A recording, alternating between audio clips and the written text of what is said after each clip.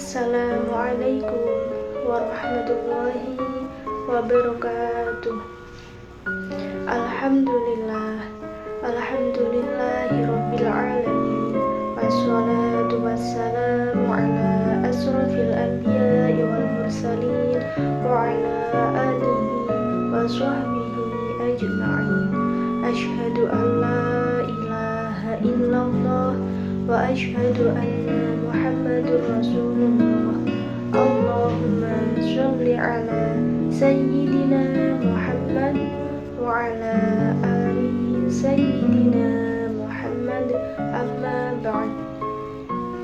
Yang terhormat kepada Bapak dosen pengampu mata kuliah falsafah Bapak Najib Syaifullah, serta teman-teman saya yang saya banggakan.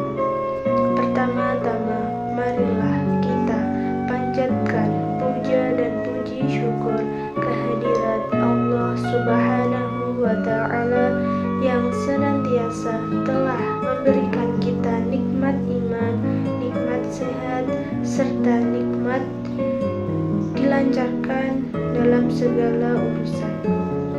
Tak lupa sholawat serta salam kita haturkan kepada junjungan kita, Nabi Agung, Nabi besar, Nabi Muhammad Sallallahu Alaihi Wasallam, yang senantiasa kita nantikan syafaatnya di yaumul kiamah kelak.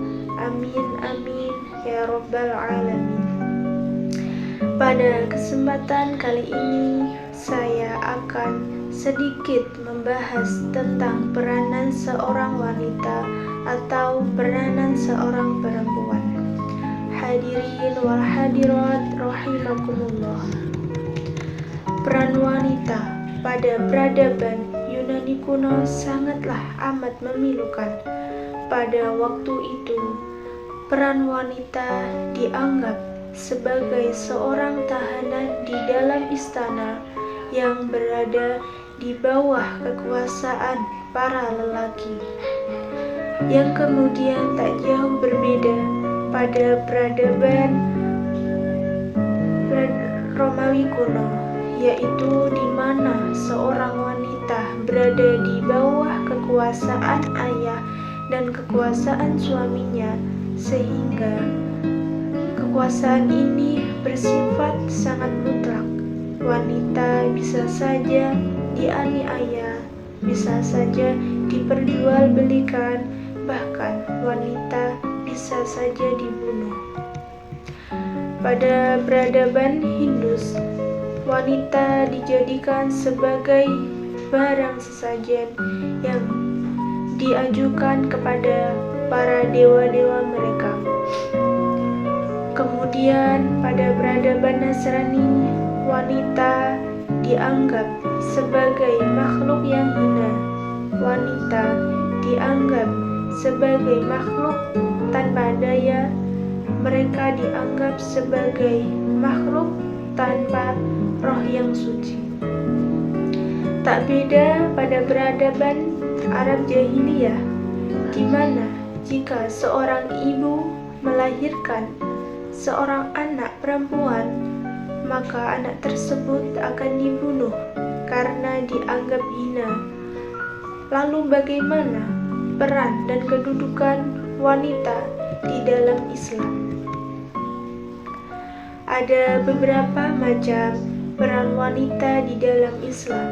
Yang pertama, peran wanita sebagai makhluk Allah. Kita adalah makhluk ciptaan Allah. Di dalam Al-Quran telah disebutkan dalam surat Az-Zariyat, yang artinya, Aku tidak ciptakan manusia, aku tidak ciptakan jin, dan aku tidak ciptakan manusia kecuali untuk mengabdi kepadaku. Maka dari itu, kita sebagai perempuan sama kedudukannya dengan seorang lelaki. Kita harus menjadikan hidup kita ini senantiasa beribadah kepada Allah. Nah, ibadah sendiri di sini terbagi menjadi dua. Yang pertama yaitu ibadah mahdhah, ialah ibadah yang langsung kepada Allah seperti sholat, puasa, haji, berzikir, bersolawat, dan lain-lain. Nah, bagaimana dengan ibadah ghairul mahdhah? Nah, sebagai wanita, pagi-pagi harus bangun untuk membuat sarapan, mengurus anak, membersihkan rumah. Nah, hal tersebut jika diniatkan hanya karena Allah Subhanahu wa Ta'ala, maka itu bisa bernilai ibadah. Atau seorang wanita yang bekerja di luar rumah, jika itu diniatkan hanya semata-mata karena Allah, maka itu juga bernilai ibadah. Nah, seperti itulah gambaran ibadah ghairul mahdhah. Nah, yang kedua, peran wanita di dalam keluarganya. Peran wanita di dalam keluarganya bisa sebagai seorang anak, seorang ibu, seorang istri. Pertama sekali, kita sebagai anak, karena kita berawal dari kecil dulu sebelum menikah dan menjadi seorang ibu. Allah Subhanahu wa Ta'ala telah berpesan kepada kita dengan firman-Nya yang yaitu wa'budullaha wa la tusyriku bihi syai'an wa bil walidaini ihsana, yang artinya sembahlah Allah dan jangan syirikkan sedikit pun, dan kepada orang tua ialah mereka berbakti. Mungkin di luar sana ada sebagian orang tua yang berbeda agama atau berbeda keyakinan dengan anaknya. Dalam hal ini, sebagai anak, kita tetap wajib berbakti kepada orang tua. Allah telah berfirman dalam Al-Quran yang artinya, kalau mereka orang tua memaksamu untuk mensyirikkan aku, maka jangan patuhi, jangan ikuti, tapi pergauli kedua orang tuamu secara baik dan dalam masalah keduniaan. Jadi anak tersebut harus tetap berbakti kepada orang tuanya meskipun mereka berbeda keyakinan atau berbeda agama atau berbeda pendapat. Nah, sesungguhnya kedudukan perempuan di dalam Islam sangatlah tinggi.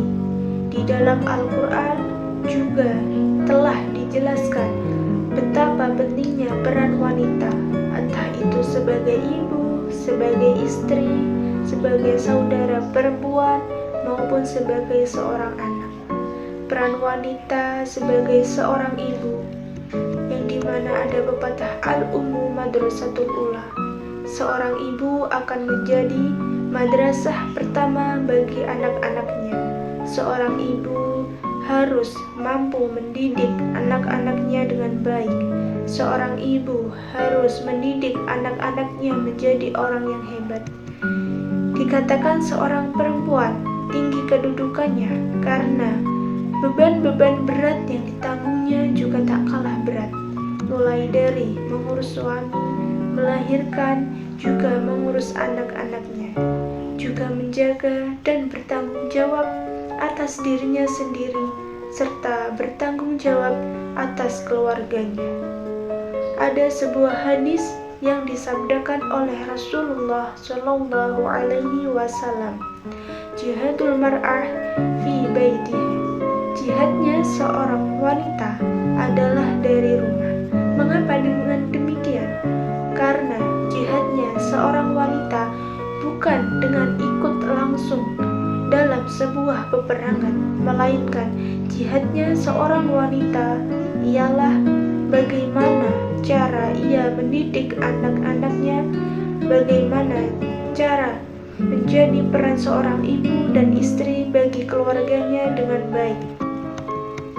Dalam sebuah hadis diriwayatkan bahwa pernah ada seorang laki-laki datang kepada Rasulullah dan berkata, "Wahai Rasulullah, siapa orang yang paling berhak bagi aku untuk berlaku baik kepadanya?"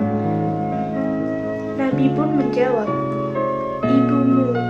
Orang itu bertanya lagi, "Kemudian setelah dia siapa?" Nabi pun menjawab lagi, "Ibumu." Orang itu bertanya lagi, "Kemudian setelah dia siapa?" Lalu Nabi menjawab dengan kata yang sama, yaitu "Ibumu." Orang itu bertanya lagi, "Kemudian setelah dia siapa?" Nabi pun menjawab, "Ayahmu." Hadis ini diriwayatkan oleh Bukhari dan Muslim. Dari hadis di atas, hendaknya besarnya bakti kita kepada ibu 3 kali lipat bakti kita kepada ayah. Kemudian kedudukan istri dan pengaruhnya terhadap ketenangan jiwa seseorang suami yang telah dijelaskan dalam Al-Quran.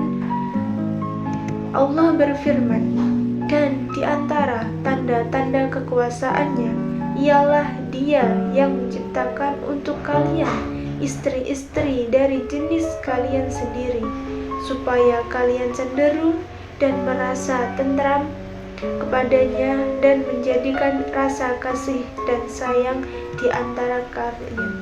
Dalam Quran Surat Ar-Rum ayat 21. Sungguh kita bisa melihat teladan yang baik dalam masalah ini dari kisah Khadijah, istri Rasulullah SAW, yang telah memberikan andil besar dalam menenangkan rasa takut Rasulullah SAW ketika beliau didatangi malaikat Jibril yang membawakan wahyu yang pertama kalinya di Gua Hira. Nabi pulang ke rumah dengan gemetar dan hampir pingsan, lalu berkata kepada Khadijah, "Selimuti aku, sungguh aku khawatir dengan diriku."